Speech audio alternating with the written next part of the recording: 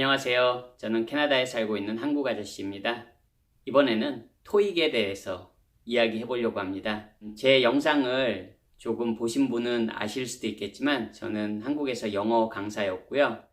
토익 시험에 100여 회 정도 응시를 했고 38번 만점, 990점 만점을 받았습니다.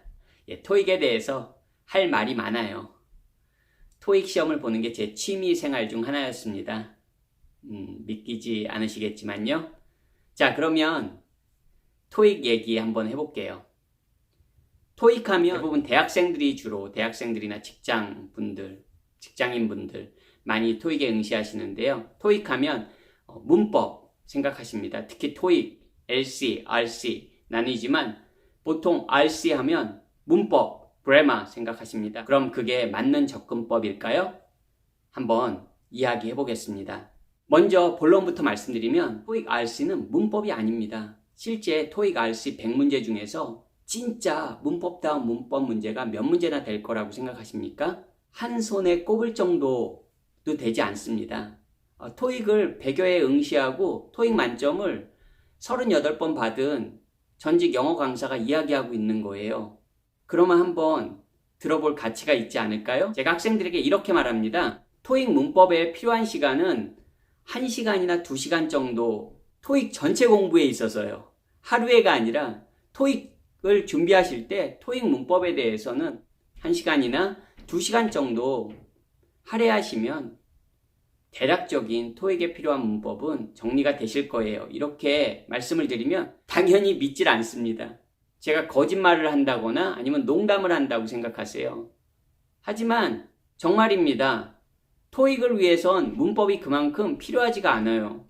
무슨 얘기냐고요? 토익을 위해서 오히려 RC에서 고득점을 받으시려면 독해를 하셔야죠. 토익 독해를 하셔야죠. 무슨 토익 문법을 합니까? 오히려 토익 시험에 빈번하게 등장하는 그런 어휘들의 사용법을 익히셔야죠. 무슨 문법 하십니까? 그거 잘못된 거예요. 우리 토익에서 자주 등장하는 어휘들이 있어요. In response to something, in contact with somebody. 이 두 개 이해에도 with reference to something, something과 관련해서 Please find enclosed a copy of account statements. Feel free to do something. Don't hesitate to do something. Feel free to contact us. Don't hesitate to contact us. Should you have any questions regarding the issue. 토익에 자주 등장하는 어휘들은 수백 가지가 넘습니다. 수천 가지라고 말해야겠죠. 그런 표현들을 다 지금 일일이 말씀드릴 수가 없습니다. 근데 문법 얘기하면서 왜 어휘 얘기하냐고요? 제가 처음에 말씀드린 in response to something 생각해 보세요.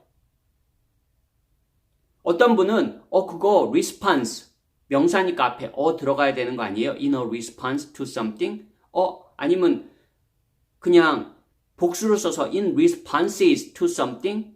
아니면 그냥 더 넣는 거 아니에요? In the response to something 이게 맞는 거 아니에요? 아니에요, 여러분. 그냥 in response to something이 하나의 fixed expression, 하나의 그냥 정해진 표현입니다. 이거 문법으로 설명할 수가 없는 거예요. 여러분 영어 공부 원어민 선생님이랑 하실 때 문법 물어보시는 분들이 있어요. 아주 집요하게 문법 물어보시는 친구들이 있습니다. 그럴 때 보통 선생님들이 이렇게 말씀하실걸요? 그분들 다 대학 이상의 교육은 받으셨어요. 아시나요? 한국에서 원어민이, 영어권 국가의 원어민이 한국에서 정식으로 합법적으로 영어를 가르치기 위해서는 적어도 대학교 이상의 교육을 받은 사람들입니다. 그런 사람들, 영어를 모국어로 가진 사람들조차도 이렇게 말하잖아요. We wouldn't say that. That doesn't sound right. That sounds a little awkward. 약간 좀 이상하게 들리는데요. We wouldn't say that. 우리 그렇게 말하지 않아요. It doesn't sound right. 그거 좀 이상하게 들리는데요. 이렇게 말합니다. 그거를 한국 사람도 그렇잖아요. 외국인 친구가 한국말 어색하겠습니다. 밥 먹었어요를 밥이 먹었어요? 이렇게 말하면 그거 어미 조사가 틀린 거야. 누가 이런 용어 같은 거 말하는 사람 있습니까? 우리도 그렇게 말하지 않습니다. 밥 먹었니? 그냥 그거 이 빼는 거야. We wouldn't say that. We say this way. 우리 이렇게 말해. 이렇게 말하고 말잖아요. 여러분 혹시 영어를 외국어로 배우는데 많이 들으셨을 거예요. 문법 중요해요. 중요합니다. 여러분들이 나중에 학문적인 영어를 하시려면 중요해요. 예를 들어서 대학교 이상의 과정에서 뭐 에세이를 쓰신다거나 논문을 쓰신다거나 아니면 어떤 뭐 학회지에 저널을 발표하신다거나 그럴 경우에 문법 중요합니다. 라이팅에서 중요한 거예요. 비즈니스 라이팅은요, 여러분, 포맷이 있습니다. 일정한 포맷이 있어요. 그렇기 때문에 항상 자주 등장하는 표현들이 빈번하게 등장합니다. 즉, 비즈니스 영어에 익숙해지는 방법은 문법을 정복하는 게 아니고요. 비즈니스 레터에 자주 등장하는 표현들을 많이 읽고 내 것으로 만들어서 익히시면 됩니다. 근데 생각해 보세요. 우리 학원에 가면 뭐 배웁니까? 토익 학원에 가면 문법 배웁니다. 토익 독해 많이 가르쳐주나요? 잘 알려주지 않아요. 그러면서 어떻게 이야기합니까? 어휘는 집에서, 어휘는 혼자서 학습하세요. 그리고 단어 시험 봅니다. 어휘 시험 봅니다. 정작 중요한 건 어휘예요. 어휘를 배우고 익히셔야 됩니다. 그럼 왜 문법만 가르칠까요? 그건 여러분이 생각하세요. 여러분, 세뇌도 좋은 방법으로 좋은 거에 세뇌가 돼야 되지 틀린 방법, 옳지 않은 방법에 세뇌가 되면 안 됩니다. 또 하나, 토익은 영어를 모국어로 가진 사람들이 만드는 문제예요. 출제하는 문제입니다. 그거를 한국식 사고방식으로 접근해요. 즉 한국식으로 해석해서 이거 말 되는데요. 이렇게 말씀하시는 분들이 종종 계세요. 제가 말씀드렸죠. 영어를 모국어로 가진 사람들은 우리 한국 사람이 아닙니다. 따라서 그 사람들은 We wouldn't say that. 우리 그렇게 말 안 해요. 그러면 끝이에요. 영어로는 그게 틀린 표현이 되는 겁니다. 한국식으로 맞다고 해서 영어식으로 맞는다는 그 접근법 자체가 굉장히 토익을 위해서 위험한 발상입니다. 우리 영어 공부할 때도 쉽게 이런 이야기들 많이 하잖아요. Think in English. 영어로 영어적인 사고하라고. 토익도 마찬가지입니다. 토익은 시험이니까 왜? 한국 사람들이 많이 보는 영어 시험이니까 한국식 사고로 접근해도 된다고 생각하시나요? 절대 그렇지 않습니다. 이런 아주 기본적인 사항들을 간과하고 시작합니다. 토익 공부를. 그러니 첫 단추부터 완전히 어긋나게 잘못 끼워져 있는 상태에서 되겠습니까? 저도 강사 생활을 10년 이상 했지만 그 중에 한 1, 2년 정도 토익 강의를 했다면 그럴 때 어떤 학생들은 문법에 대해서는 아주 거의 달인 수준이에요. 문법 용어, 뭐 관계부사, 관계대명사, 가정법, 도치, 머리가 아플 정도로 문법 용어들을 굉장히 뭐 자동사, 타동사, 1형식, 5형식. 그런데 그런 친구들의 점수를 보면 항상 700대나 800대예요. 소위 말하는 고득점이라는 900에 접근하기가 힘듭니다. 그런 접근법은. 왜? 굉장히 힘들어요. 문법. 그 틀을 깨지를 못해요. 학생 스스로. 아까운 거겠죠. 그동안 내가 토익 공부에 공을 들인 이 문법이 얼마나 가치 있는 건데 내 스스로 그 가치를 도저히 그 가치를 깨지 못하죠. 그렇기 때문에 그 점수대에 계속 머물러 있습니다. 토익 고득점 900 이상 받으려면요. 듣기, LC 잘해야 되고요. RC, 독해 잘해야 되는 겁니다. 독해 잘하려면요. 토익에 자주 나오는 어휘 패턴들 제가 아까 말씀드린 거 있죠. 그런 어휘 패턴들 in response to something, be interested in something, look forward to something 너무 쉬운 것만 말씀드렸나요? 또 하나의 예를 드릴게요. be able to do something 할 수 있다죠? be able to do something 다 아시죠? 토익에서 be able to do something의 동의어로 자주 출제되는 be capable of doing something 패턴이 있습니다.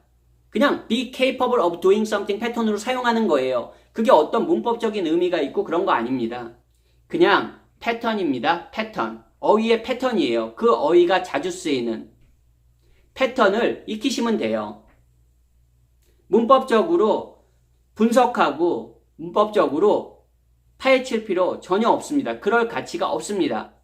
예를 들어서 토익에서 자주 등장하는 데드라인이란 표현. 우리 데드라인을 충족시키다 할 때 meet deadlines. 데드라인을 연장하다 할 때 extend deadlines. 이런 표현들에 익숙해지면 돼요, 내가. 그런 수많은 표현들이 있습니다. 내가 뭐에 대해서 문의하고 싶어요? 그런 편지를 써요? 그러면 I'm writing to inquire about something. something에 대해서 문의하고자 편지를 씁니다. 이렇게 쓰시면 됩니다. 그냥 inquire라는 동사를 배울 때 inquire about something, something에 대해서 문의하다. 이렇게 동사나 형용사나 어떤 단어를 내가 챙겨갈 때 그 단어가 쓰이는 올바른 패턴을 익히시면 돼요. 그걸 문법적으로 접근하실 필요가 전혀 없다는 겁니다. 어떻게 제 얘기가 이해가 가시나요? 토익 여러분 RC 책 사면 상당 부분이 문법에 할애되어 있습니다. 그 왜 그럴까요? 여러분들이 생각하세요. 제가 말씀드립니다. 다시 한번. 토익에 있어서 정작 문법이 필요한 부분은 거의 없어요. 거의 없습니다. 그런 부분이 있다면 내가 그 부분만 잠깐 짚고 넘어가면 됩니다. 너무 문법 하지 마세요. 마지막으로 제가 하나 말씀드리고 싶은 건요. 우리 문법 공부할 때 제일 먼저 공부하는 거 뭡니까? 오형식이죠. 오형식. 영어에 오형식 없습니다. 영어 문법에 오형식이란 게 존재하지 않아요. 적어도 일본 영문법이나 한국식 영문법을 제외한다면 영어에는 오형식이라는 거 존재하지 않습니다, 여러분. 명확하게 인지해 두세요. 물론 주어 동사 구분하는 거 아주 중요합니다. 토익에서도 중요해요. 주어 동사는 구분하실 수 있어야 돼요. 주어 동사 뒤에 목적어가 올 수도 있고 보어가 올 수도 있고 우리가 알고 있는 간접 목적어, 직접 목적어가 올 수 있습니다. 그리고 부사, 형용사, 수식하는 어휘들 들어올 수 있어요, 문장에. 하지만 주어 동사는 명확하게 인지하셔야 되는 건 당연히 중요합니다. 왜냐하면 토익에 있어서도요. 주어가 7, 8단어, 심지어는 10단어 가까이가 그냥 주어예요. 크게 보면. 그렇기 때문에 주어 동사는 가릴 수 있어야 돼요. 주어가 꼭 한 단어, 두 단어 아니거든요. 하지만 오형식 이런 거 없어요, 영어에. 꼭 알아두세요. 그거 누가 만든지 모르겠습니다. 일본식 영어의 잔재인지는 모르겠지만 오형식 영어에는 없습니다. 다음번에는 조금 더 구체적인 내용들에 대해서 이야기해 볼게요. 오늘은 여러분들에게 토익 공부는 문법 공부가 아니다 라는 거를 꼭 말씀드리고 싶었어요. 이번 기회에 명확하게 여러분들이 인지하셨으면 좋겠습니다. 긴 영상 시청해 주셔서 감사드리고요. 저는 또 다음 기회에 찾아뵙겠습니다. 잠깐만요.